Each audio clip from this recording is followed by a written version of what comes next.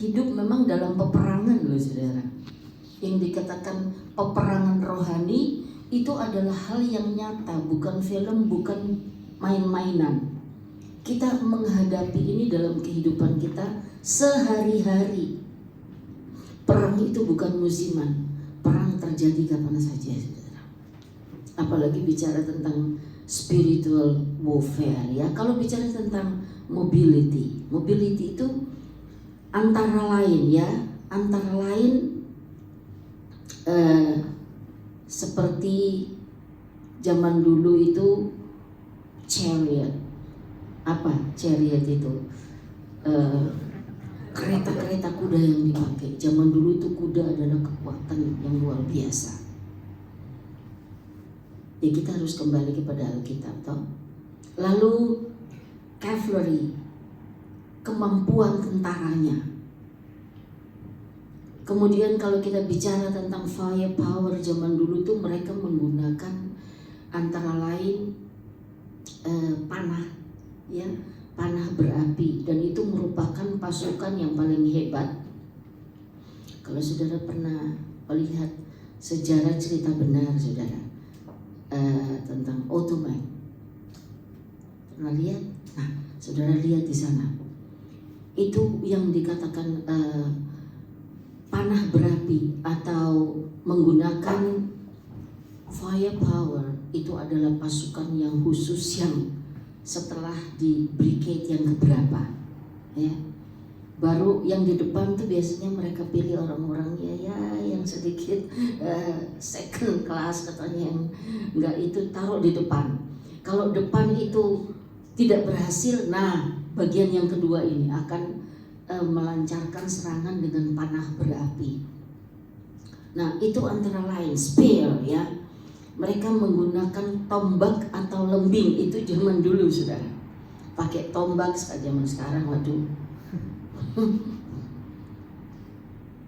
Mass destruction, hancur berantakan. Sekarang digunakan senjata yang tidak bisa kita bayangkan. Sekali dilepas dan semua negara mempunyai persiapan untuk saling membinasakan. Yang ada sekarang ini adalah senjata untuk saling membinasakan, dan kita lihat nanti dalam kehidupan spiritual kita. Ada banyak orang Kristen menggunakan senjata untuk bukan perang melawan iblis. Tadi lagu-lagunya adalah lagu-lagu peperangan ya. Yang dipakai untuk melawan sesamanya.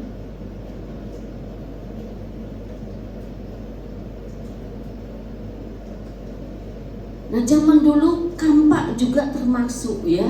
Axe itu termasuk alat untuk berperang. Sword, pedang. Jadi saudara melihat segala macam alat dipakai pada zaman dulu untuk berperang. Lalu bicara soal security. The armor adalah alat-alat yang dipakai oleh mereka yang mau perang. Mereka akan melindungi diri mereka. Instrumen ini semua dipakai untuk body covering, untuk defense, untuk melindungi dia. Jadi orang yang mau berperang harus punya ketiga hal ini. Saudara mau atau tidak, kita ada dalam peperangan itu.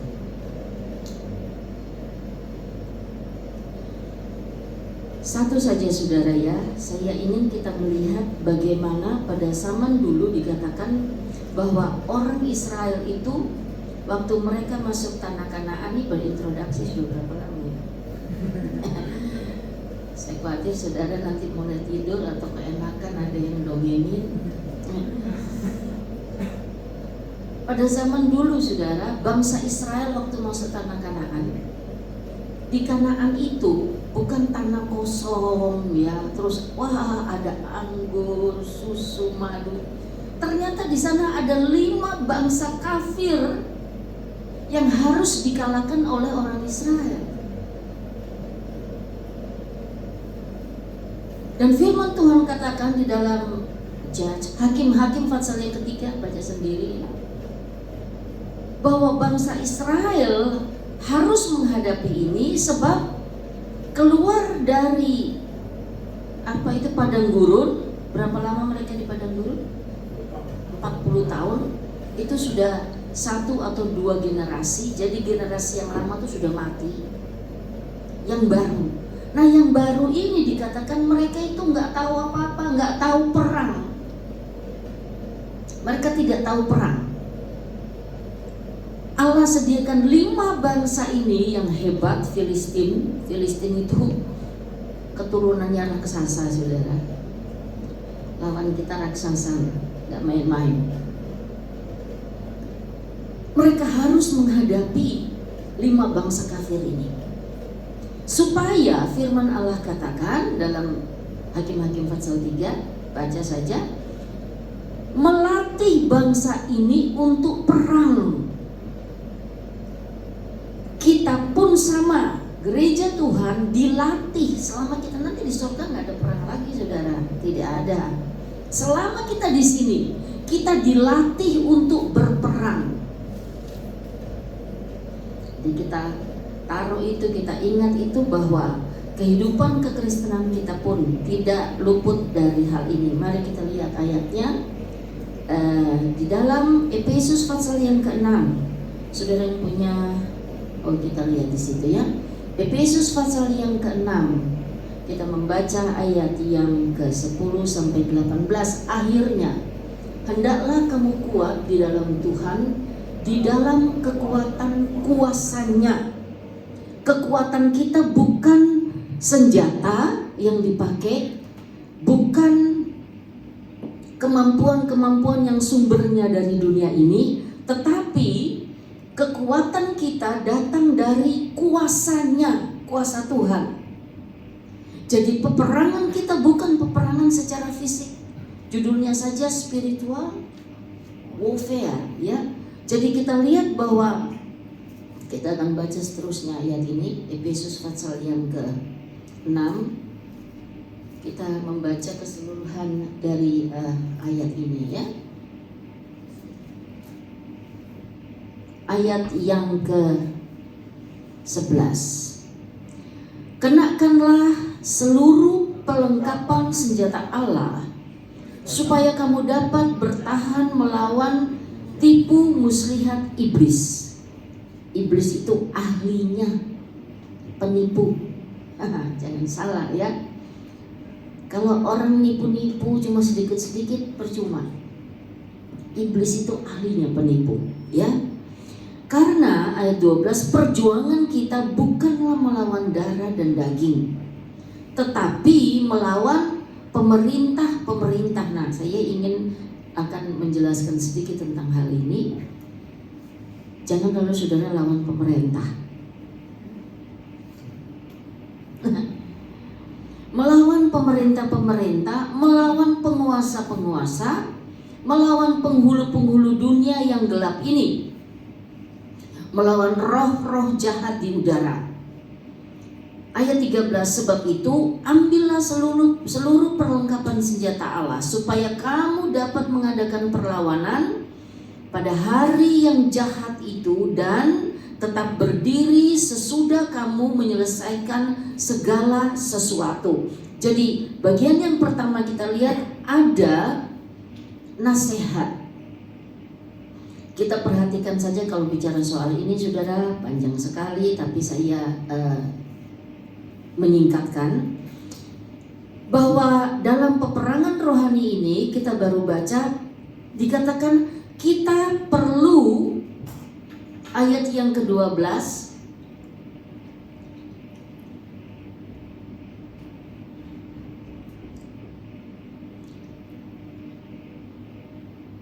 karena bukan ya, ayat 13, sebab itu ambillah seluruh perlengkapan senjata Allah, supaya kamu dapat mengadakan perlawanan pada hari yang jahat itu, dan tetap berdiri. Nah, bagian ini orang yang perang itu nggak bisa duduk, betul?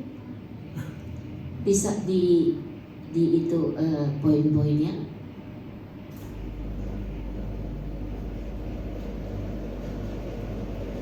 Saya kira ada 3 poin di sana. Kita tidak bisa berperang lalu duduk. Kita harus berdiri. Iya tak? Berdiri artinya kita siap, saudara. Orang yang tidak siap, dia nggak akan mampu. Bisa di itu? Saya kira di situ ada 3 poin ya. Ya. Foundation for spiritual warfare. Dasar dari peperangan kita di situ dikatakan kita harus berdiri. Berdiri artinya orang yang siap. Orang mau perang kok duduk-duduk. Tidak boleh malas, saudara. Hidup ini harus diperjuangkan. Saudara di sini mana ada yang saudara kerja bisa duduk-duduk? Ada enggak? Gak ada kan? Waduh, kalau saudara kerja 8 jam, bisa duduk cuma lunch time sama morning tea atau afternoon tea, iya kan? Sudahnya itu harus kerja. Kalau yang duduk ya tetap aja dia tetap harus bekerja. Kita harus dikatakan di sana berdiri, ya, ayat yang ke-13. Untuk mengadakan perlawanan itu kita harus tetap berdiri. The foundation for spiritual warfare. Di dalam ayat ini saudara dapatkan 3 kali Paulus menekankan stand against, to remain standing in battle, ayat yang ke-13. To stand ready or firm, ayat yang ke-14. Ya, di sana dikatakan jadi berdirilah tegap. Karena nanti dengan berdiri itu kita akan dipakein senjata. Gak ada orang mau pergi perang duduk-duduk. Ingat cerita mengenai Daud? Waktu Daud mau menghadap Goliat, dikasih pakai baju perangnya siapa? Saul. Gak pas karena memang bukan untuk Daud. Tapi waktu itu Daud gak cuma duduk-duduk begini, dia bahkan berlari menemui Goliat. Orang Kristen yang mau perang tapi duduk-duduk males-malesan, gak mungkin saudara akan menang. Iblis penuh dengan taktik tipu muslihat. Paulus sudah ingatkan. Dia ahlinya, strateginya dalam soal perang.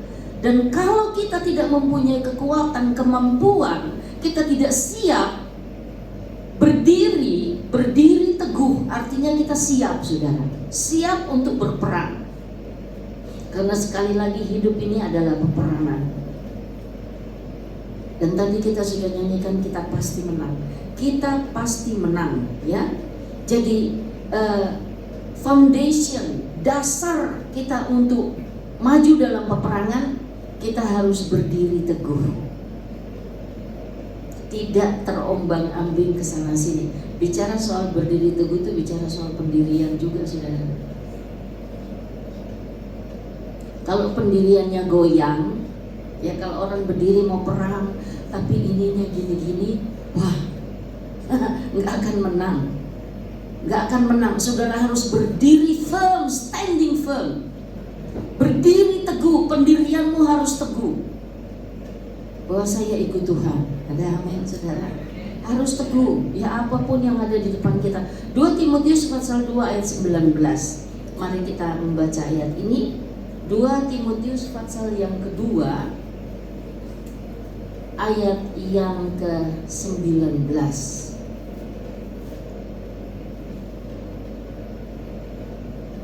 Tetapi dasar yang diletakkan Allah itu teguh,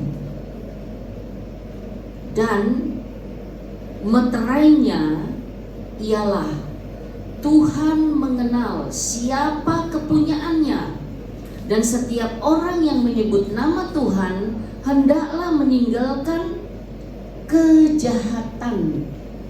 Dasar yang diletakkan Allah, fondasi yang diletakkan Allah dalam hidup kita itu teguh, tidak goyah. Jadi kalau kita menjadi orang Kristen, menjadi anak Allah, kita pun harus punya dasar yang teguh, pendirian yang teguh. Dan meterainya, capnya itu ialah Tuhan mengenal kita. Ya, yang penting saudara. Yang penting bahwa Allah mengenal kita adalah anak-anaknya. Itu yang paling penting. Bahwa Dia mengenal kita adalah miliknya. Sehingga dalam peperangan kita tidak mungkin dikalahkan. Setiap orang yang menyebut nama Tuhan, hendaklah ia meninggalkan kejahatan.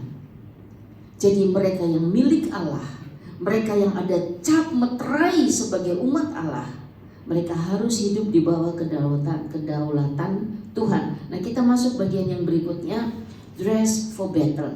Kita melihat sekarang tentang bagaimana kita berperang. Orang yang berperang tentu saja tidak bisa pakai baju seenaknya, saudara. Ya, battle for dress. Bisa tolong ditayangkan supaya memperjelas. Pakaian untuk berperang, kembali kepada Efesus tadi pasal yang ke-6 ayat 13 sampai ayat yang ke-17. Efesus pasal yang ke-6 tadi ayat yang ke-13 sampai 17.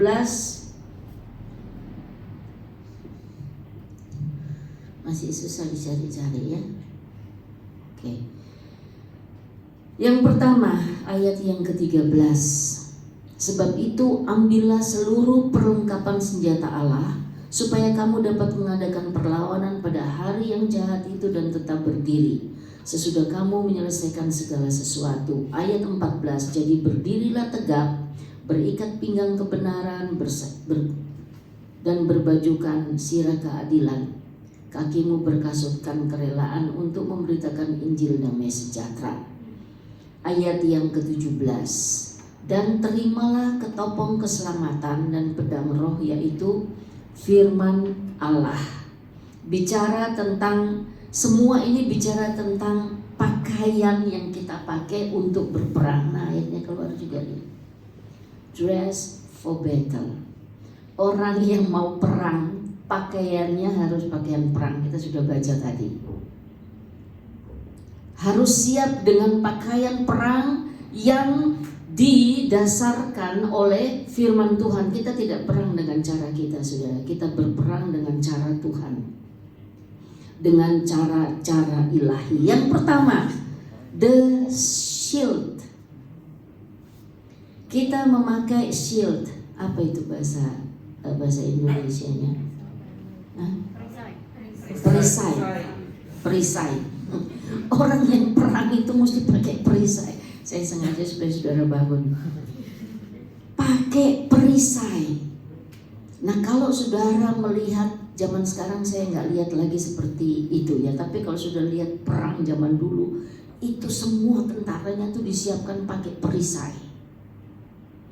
Supaya kalau ada senjata, ada panah itu, dan perisainya nggak main-main, dibuat dari metal, menutupi. Nah, orang menutupi tubuhnya saja, jasmaninya saja dari senjata lawan itu dipersiapkan luar biasa. Makanya zaman dulu itu besi, tembaga itu mahal juga, karena dipakai untuk persiapan perang. Sekarang orang Kristen mau perang enak-enak aja, tidur-tidur, ya. Gak bisa, kita harus berdiri, kita harus siap selalu. Kita harus siapkan diri kita untuk hal itu, ya. Ayat yang ke-16, dan dalam segala keadaan pergunakan perisai. Di sana dikatakan perisainya adalah iman. Menghadapi peperangan iman kita perlu iman. Spiritual warfare, you need faith. Apa percaya itu? Percaya adalah keyakinan kita kepada firman Tuhan. Faith to be used against everything. Iman dipakai untuk menghadapi segala sesuatu. Segala sesuatu. Alkitab katakan segala sesuatu yang tidak beralaskan iman adalah dosa. Jangan saudara percaya, oh iya, oke, tapi gimana ya? Kita percaya iman itu datang dari mendengar firman Allah. Dan firman Allah itu tidak bohong, saudara. Kita yang bohong, betul? Firman Allah itu firm, tidak berubah. Yang berubah itu kita. Kita yang berubah. Jadi iman itu karena datang dari firman Allah. Dan kalau kita goyah, maka itu dosa. Kenapa? Karena kita meragukan perkataan Tuhan. Perkataan itu tetap, saudara. Yang tidak tetap itu kita. Jadi kita lihat di sini bahwa iman itu digunakan untuk menghadapi segala sesuatu. 1 Yohanes 5 ayat yang keempat. 1 Yohanes 5 ayat yang keempat. Saya akan bacakan 1 Yohanes 5 ayat yang keempat. Mungkin sekali-sekali saya akan minta tolong ada yang baca ya. 1 Yohanes 5 ayat yang keempat. Sebab semua yang lahir dari Allah mengalahkan dunia. Dan inilah kemenangan yang mengalahkan dunia, apa? Iman kita. Mengalahkan dunia itu tidak main-main, saudara. Yang mengalahkan dunia adalah iman kita. Jadi orang Kristen itu punya senjata luar biasa. Cuma kita aja yang suka goyang-goyang kayak orang main ayunan, ya.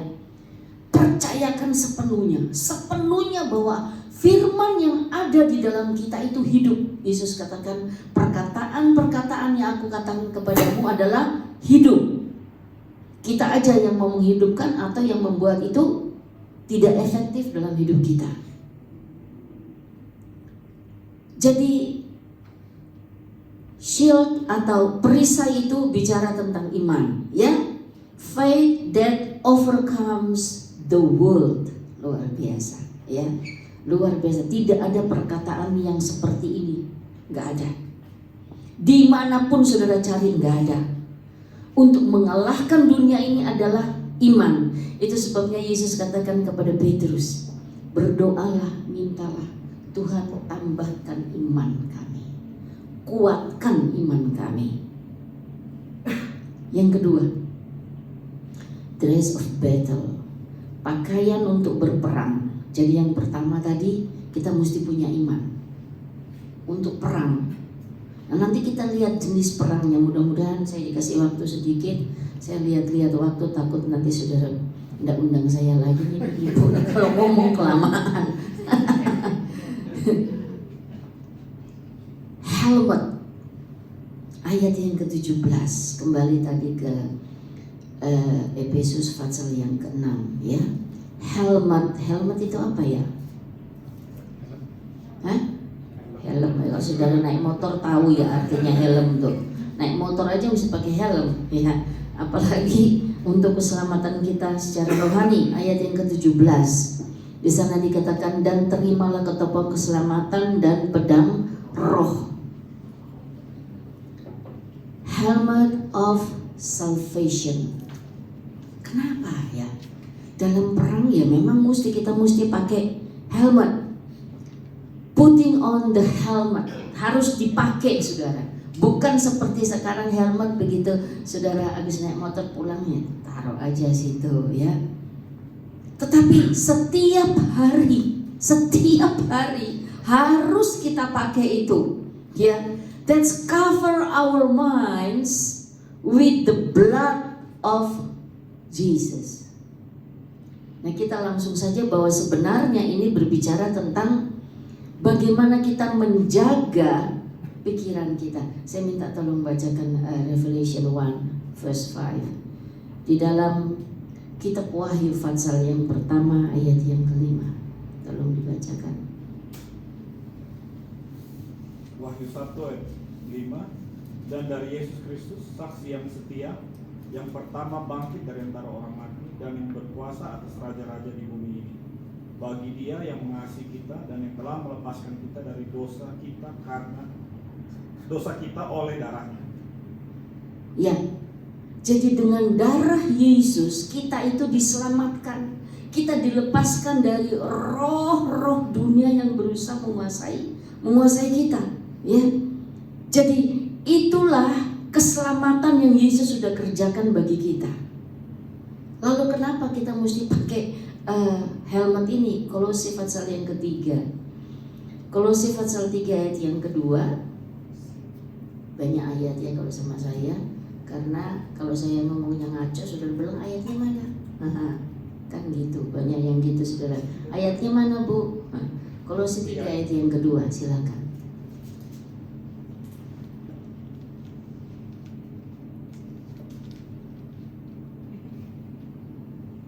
Pikirkanlah perkara yang di atas, bukan yang di bumi.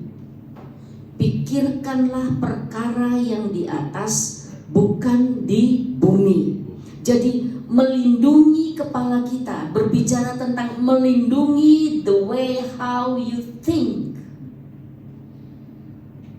Paulus berkali-kali mengajarkan, biarlah kamu memikirkan perkara-perkara sorgawi, bukan hal-hal. Bukan berarti saudara kalau di jalan, saudara, saya nggak mau ingat lagi pelajaran, saya nggak mau, bukan. Tetapi hal-hal duniawi ini, pikiran-pikiran yang tidak baik, yang jahat, yang negatif, itu harus ditinggalkan. Keselamatan yang Yesus sudah kerjakan dengan darahnya untuk menyelamatkan kita, maka kita harus pakai pikiran Kristus, saudara. Kalau Paulus menulis luar biasa. Kenakan pikiran Kristus. Pikirkan perkara yang di atas, bukan yang di bumi. Sebab yang di bumi ini udah jahat semua, saudara. Kejahatan, mengambil untung satu dengan yang lain, memfitnah, menjelekkan supaya dia kelihatan bagus. Begitu kan?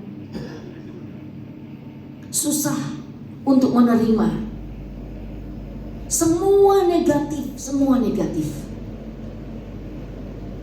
Nah, kita harus mengenakan pikiran Kristus di dalam kehidupan kita. Itu betul-betul mengcover. Saudara tahu, salah satu target daripada iblis. Saya cepat saja, saya mengingat satu ayat 2 Korintus pasal yang ke-11. 2 Korintus pasal yang ke-11. Di sana dikatakan bahwa target daripada si iblis itu adalah 2 Korintus 11 ayat yang ke-3. Tetapi aku takut kalau pikiran kamu disesatkan dari kesetiaan kamu yang sejati kepada Kristus, sama seperti Hawa diperdayakan oleh ular itu dengan kelicikannya. Jadi target daripada si iblis adalah to corrupt your mind. Ya, target dari iblis adalah merusak cara berpikir kita. Wow, saudara, hati-hati dengan ini. Jadi kenapa firman Allah katakan kita harus memakai pikiran Kristus? Put the helmet on. Berpikir perkara-perkara yang positif. Karena target daripada kejatuhan manusia yang pertama adalah merusak cara berpikir. Kalau ini sudah rusak, maka seluruh tubuh kita pun rusak. Ya. Ini yang harus kita jaga. Ini yang harus, saudara, di sini tuh bisa timbul, tidak perlu 2 jam. 1 second saja sudah menentukan baik buruknya dari sini, saudara. Ya, itu mengenai helmet tadi ya. Dan saya akan melihat bersama dengan saudara bagaimana pada zaman perjanjian lama begitu pentingnya kelengkapan untuk berperang. Saudara ingat pada waktu Nehemia mau membangun tembok Yerusalem. Saya tidak baca, saudara mencatat, boleh catat. Kalau saudara mampu mengingat, silakan mengingat. Waktu mereka mau bangun tembok Yerusalem, Nehemia menyiapkan orang-orang muda yang kuat dengan persenjataan yang lengkap, karena dia tahu nih ada iblis-iblis yang akan merusak. Padahal membangun tembok Yerusalem itu kan untuk keamanan semua, betul? Tapi kok ada yang suka merusak? Saudara baca saja dalam Nehemia pasal 4 ya, ayat yang ke-16. Dia menyiapkan mereka dengan persenjataan. Nah, mereka nih baru balik dari Babel, nggak punya apa-apa. Lalu dia mau bangun tembok Yerusalem supaya aman. Dia tahu, nih pasti ada musuh. Saya harus siapkan orang-orang muda dengan senjata. Nah, menghadapi dunia ini, saudara, kita perlu kelengkapan senjata itu. Tadi di dalam Efesus pasal yang keempat, saya percaya saudara tahu semua, ya.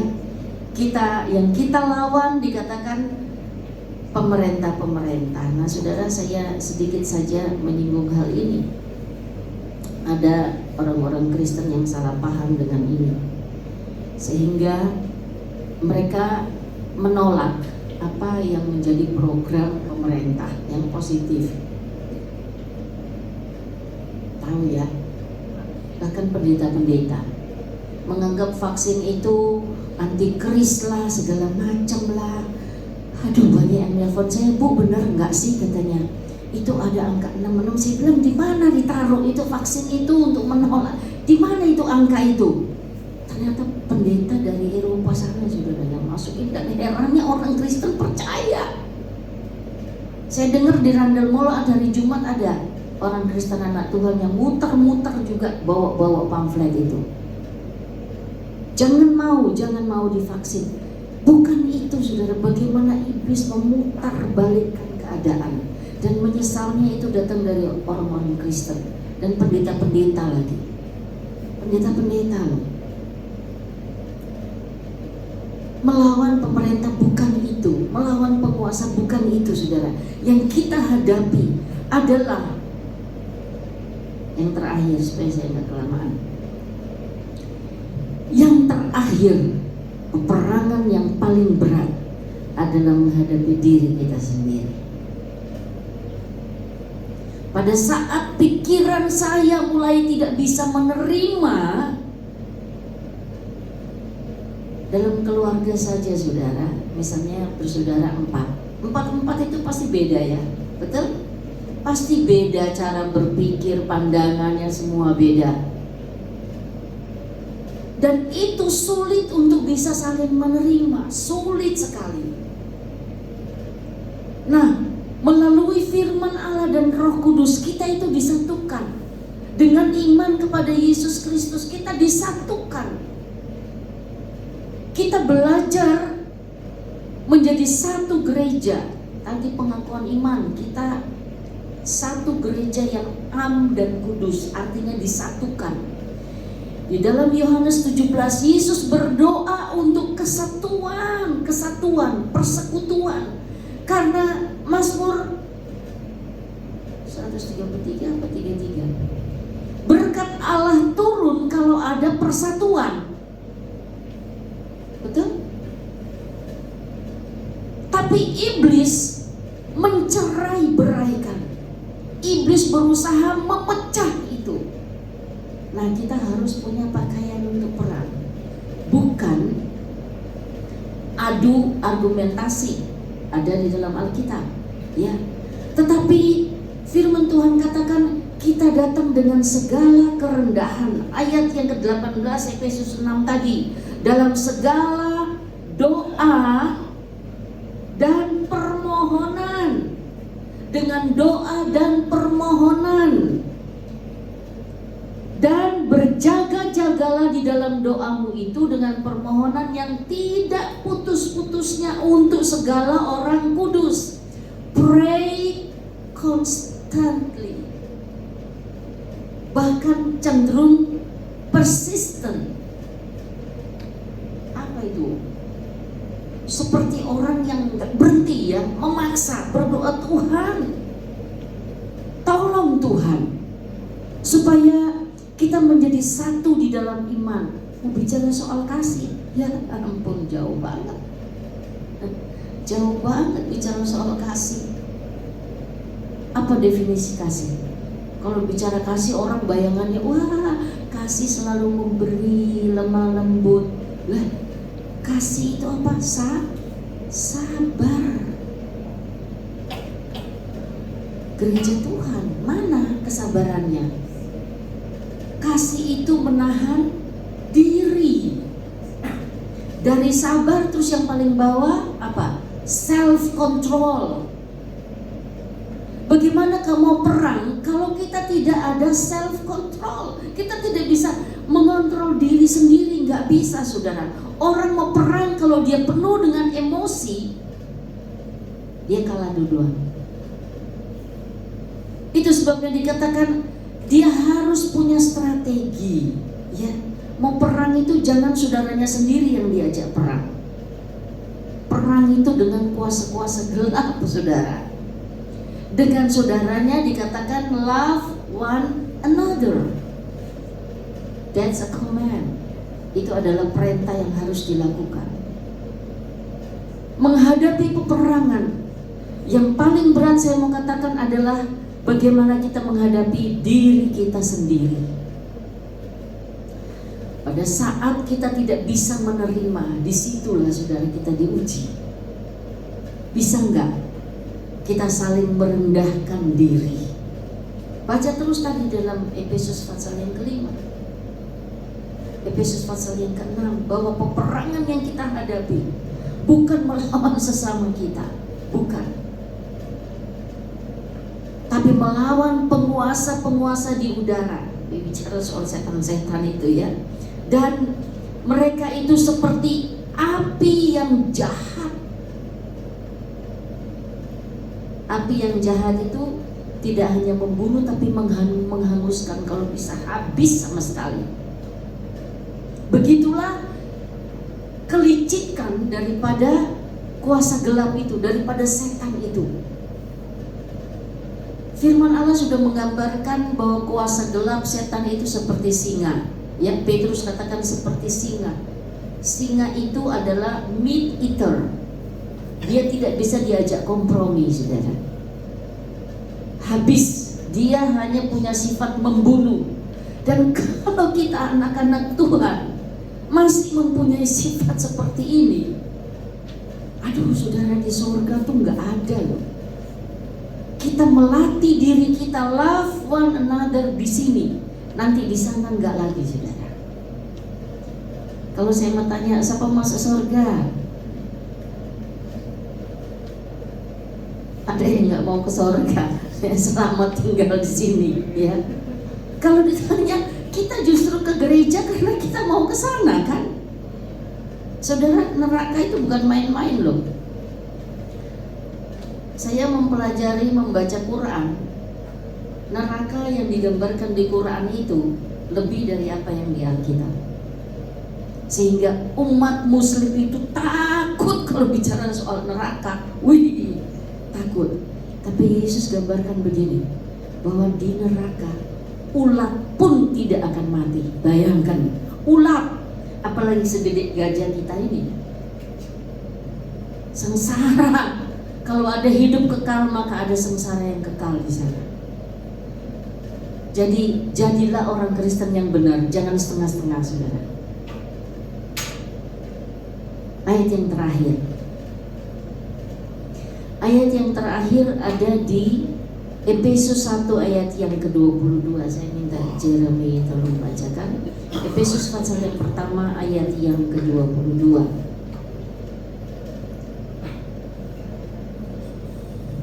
Efesus pasal yang pertama, mungkin enak kalau kita baca bersama, ya.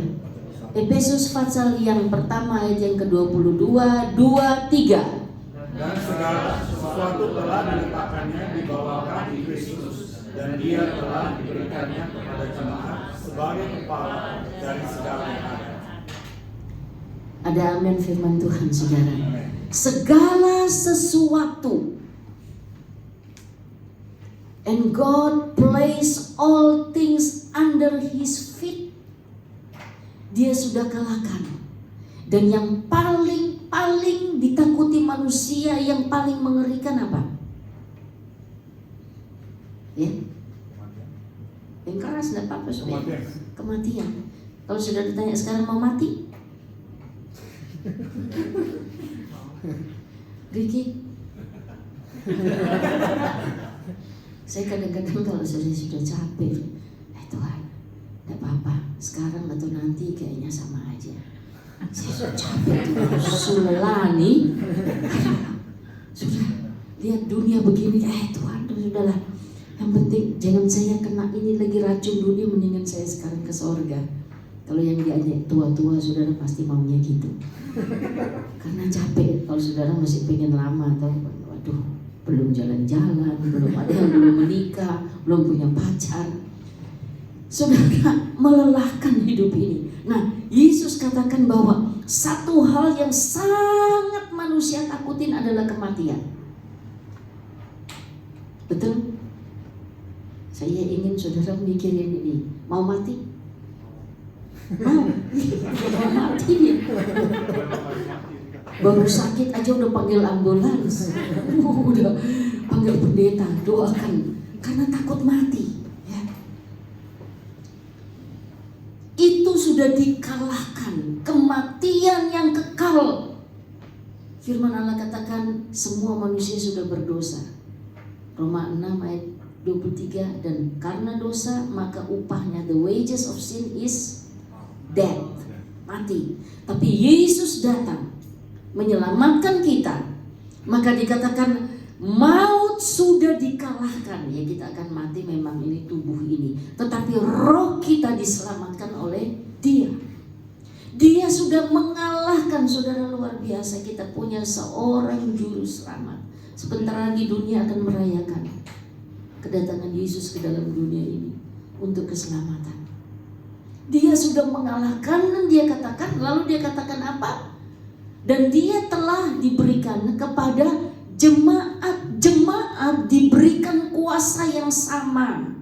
Kuasa yang sama. Bahwa bukan hanya mengalahkan senjata dari si iblis, maut pun sudah kita kalahkan. Ada amin, saudara?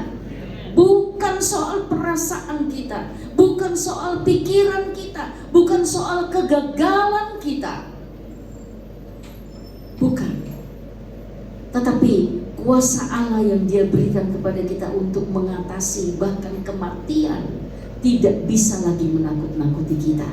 Ya, tidak bisa lagi. Kuasa Allah itulah yang memberikan kita kemampuan untuk berperang, memerangi pikiran kita, memerangi perasaan kita, memerangi situasi. Mungkin saudara di tempat kerja, mungkin dalam keluarga. Dalam keluarga banyak masalah juga, saudara. Ya, saya melayani kaunseling, dan itu tidak mudah. Kadang pagi-pagi telepon, tidak hanya dari sini, dari Indonesia. Pada urusan, kalau keluarga urusannya berantem, urusannya uang, financial is a big problem, big matter this day. Tidak peduli pendeta, tidak perlu anak Tuhan, kalau bicara uang, aduh, jadi berantem nggak karu-karuan. Ya, satu ibu bilang, anak saya, masa Bu saya dibentak sama anak saya? Anaknya sudah menikah. Dia bilang, aduh, sampai ibu ini sakit sampai sudah rasanya. Saya bilang, kenapa ibu? Dia sudah menikah, dia sudah tinggalkan rumah, artinya dia sudah bisa berdiri sendiri. Ya, yang bujang-bujang kalau menikah besok jangan nyusahin orang tuanya lagi. Berarti sudah bisa berdiri sendiri. Atau amin-amin ya. Ya, kalau belum mampu, wah, masih pengen tinggal di rumah mama papa, ya dengar-dengaran, hormati orang tua. Ya. Waduh, saya bilang itu dia sudah melanggar hukum Allah. Doakan aja. Iya, tapi Bu, saya ini kan ibunya. Wah, itu banyak kalau kaunseling. Tidak heran kalau sekarang ini saudara banyak sekali psikiatri, mereka resign, gak mampu menerima keluhan-keluhan orang. Kalau saya bukan hamba Tuhan, saya juga mau pikir saya mau tutup aja ini ruang counseling. Aduh, masalahnya karena melibatkan emosi, ya, emosi lalu berdoa lagi. Saudara, nggak main-main.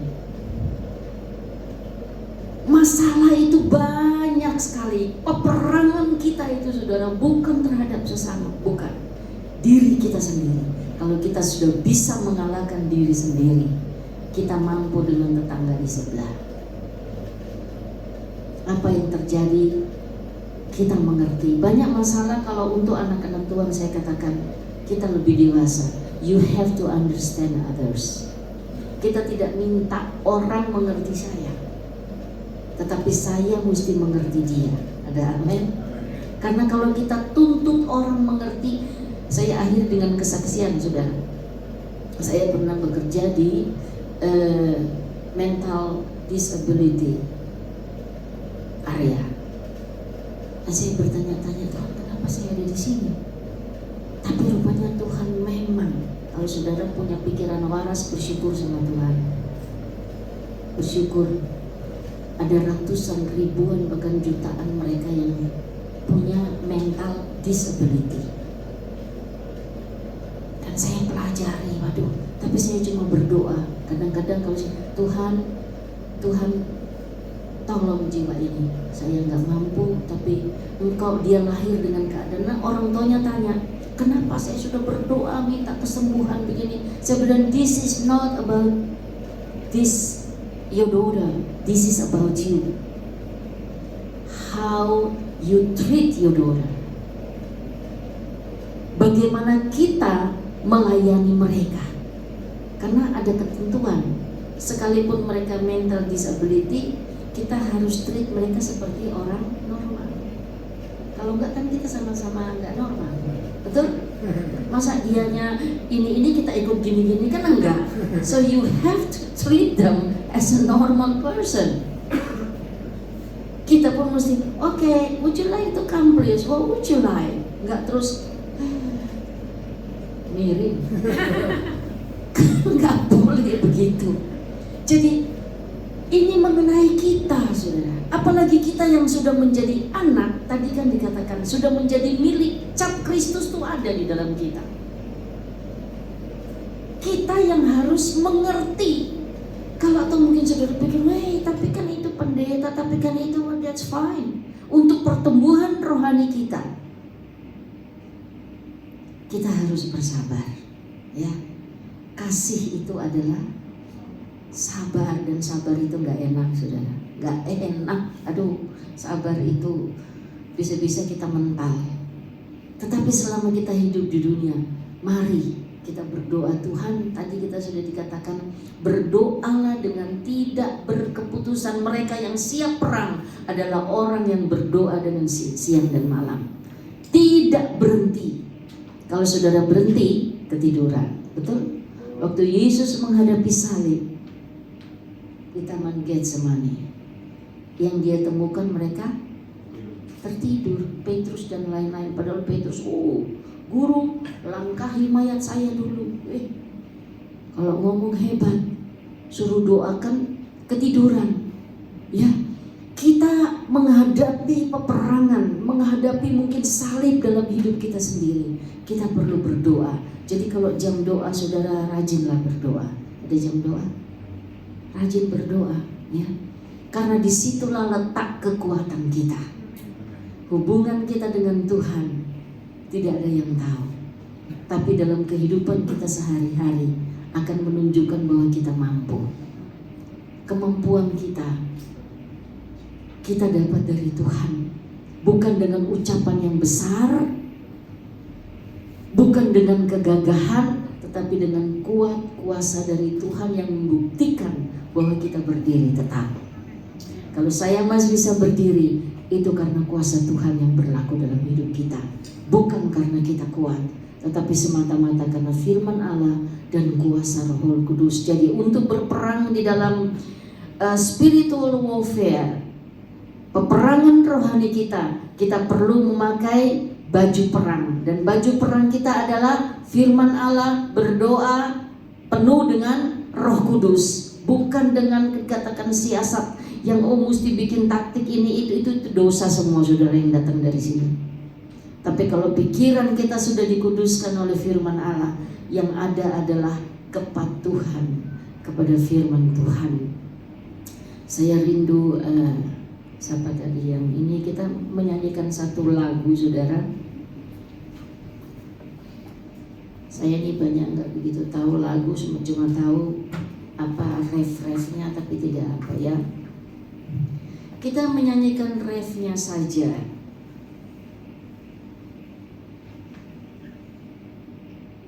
Ku telah mati dan tinggalkan. Mari jemaat Tuhan kita berdiri bersama lewat lagu ini. Kita berdoa supaya Roh Kudus memberikan kita kekuatan untuk selalu hidup baru di dalam Tuhan. Berpikir dengan pikiran yang baru, hati yang selalu dibaharui, bukan cuma sekali baptis sudah, tapi setiap hari kita membaharui hati kita, membaharui pikiran kita, sehingga Kristus betul-betul nyata dalam kehidupan kita, menjadi saksi nama Tuhan dipermuliakan, bukan nama gereja, nama Tuhan ya. Gereja banyak suka bikin pusing kita, tapi nama Tuhan dipermuliakan. Bisa ya? Ku telah mati dan tinggalkan cara hidupku yang lama. Semuanya sia-sia, semuanya sia-sia dan tak berarti lagi hidup ini. Ku haleluya pada mezbamu ya Tuhan, jadilah padaku seperti. Haleluya. Mari saya ingin kalau saudara menyanyi nyanyian ini, lihat kata-katanya.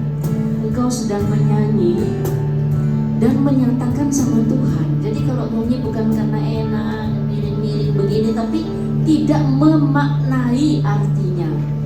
Ku telah mati. Segala keadaan hati kita, pikiran kita, mungkin saat ini ada yang membuat saudara jengkel, marah, dendam, kepahitan. Matikan itu. Kita tidak bisa mewarisi sorga kalau semua itu ada. Bahkan kita tidak mungkin diberkati. Ku telah mati, tinggalkan jalan hidupku yang lama. Kau tidak bisa perang kalau itu ada kepahitan di hatimu. Semuanya sia-sia dan tidak berarti. Bagian terakhir dia katakan, hidup ini ku persembahkan. Betul. Apa yang dipersembahkan di mezbah saudara itu dibakar, dibakar habis, menjadi satu keharuman bagi Tuhan. Relakah kita semua dibakar? Pikiran yang sia-sia, hati yang masih menyimpan kepahitan, kemarahan, hal yang tidak guna itu kita mau bakar di atas mezbahnya Tuhan. Jadikan lagu ini sebagai doa kita. Tuhan, tiap kali saya menyanyi, saya menangis saudara. Saya katakan, Tuhan, aku mau bakar semua yang tidak berkenan di matamu. Kita akan berdoa saat ini saudara, minta Roh Kudus bakar yang tidak berkenan, agar hidupku menjadi berkat bagi Tuhan. Ku telah mati dan tinggalkan jalan hidupku yang lama. Semuanya sia-sia dan tak berarti lagi.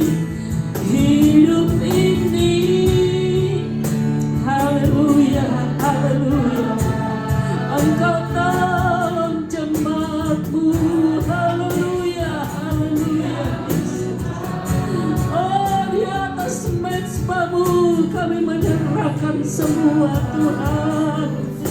Haleluya, haleluya. Katakan, ku telah mati, ku telah mati dan tinggalkan. Haleluya, haleluya Yesus. Terima kasih Tuhan. Semuanya sia-sia. Haleluya, haleluya Yesus. Kami mengangkat hati kami. Oh haleluya, haleluya Yesus. Hidup ini kami mau taruh hidup kami Tuhan. Terima kasih, terima kasih Yesus, terima kasih Tuhan. Pakai kami semua Tuhan menjadi alat-Mu yang heran. Katakan sekali lagi, hidup ini ku telah mati, ku telah mati dan tinggalkan. Oh haleluya, jalan hidupku yang lama, semuanya sia-sia dan tak berarti. Oh haleluya, haleluya Yesus. Hidup ini Tuhan, kami menyerahkan semua ke dalam tangan-Mu Tuhan. Di atas mezbah-Mu kami menyerahkan hidup kami Tuhan. Terima kasih, terima kasih. Jadilah pada kami segala yang Engkau ingini Tuhan. Terima kasih Tuhan Yesus, terima kasih Tuhan. Ini doa kami Tuhan Yesus.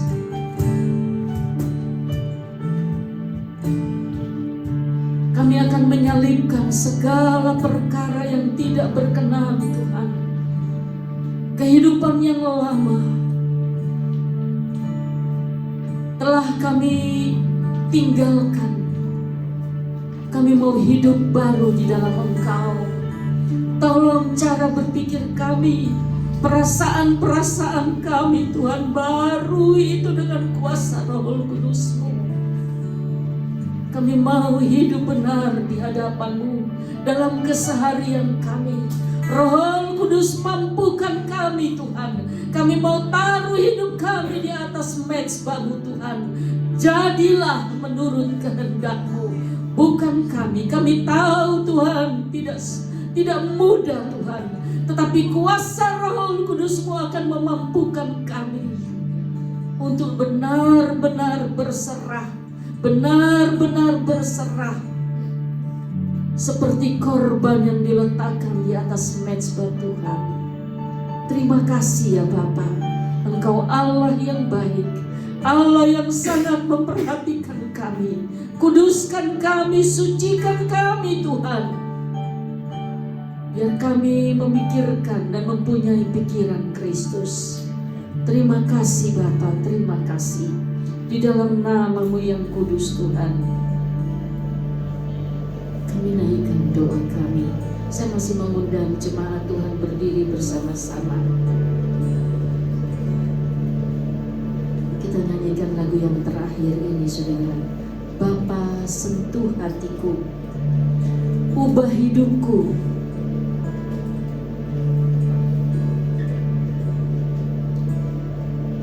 Jadikan aku baru. Mari kita nyanyi kornya saja. Bapa sentuh hatiku, ubah hidupku.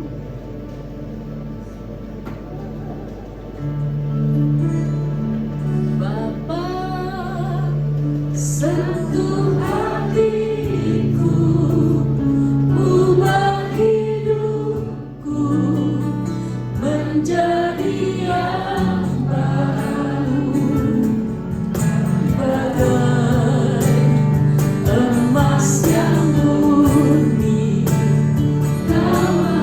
Haleluya. Nyanyi dengan kerinduan.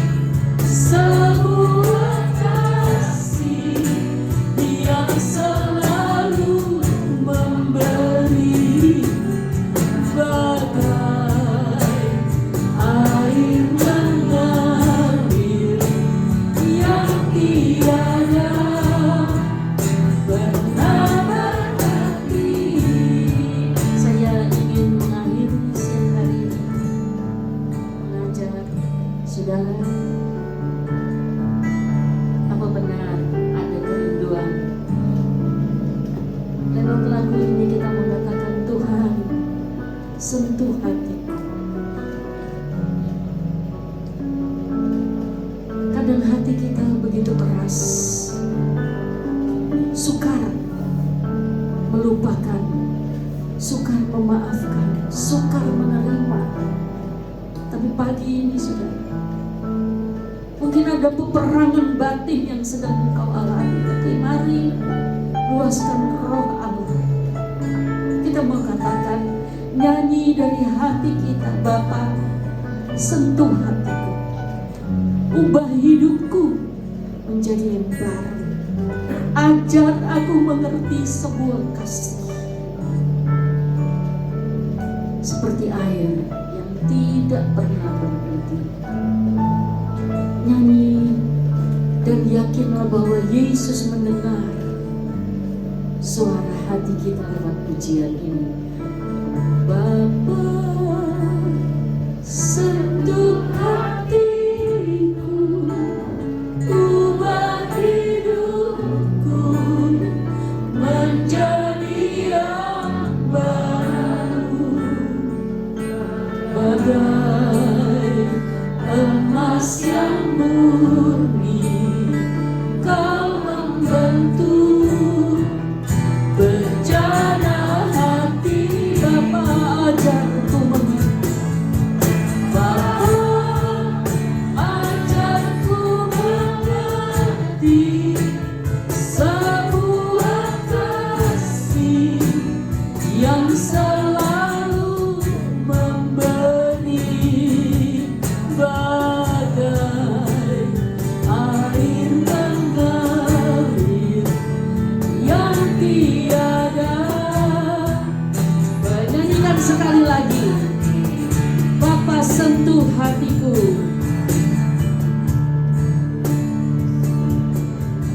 Bapa, sentuh hatiku, ubah hidup. Tuhan, terima kasih. Oh, haleluya, haleluya Yesus. Ubah kami Tuhan menjadi emas yang murni. Ajar kami mengerti arti dari kasih-Mu Tuhan.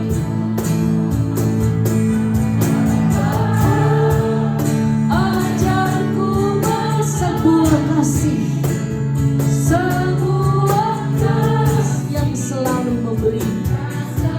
Haleluya.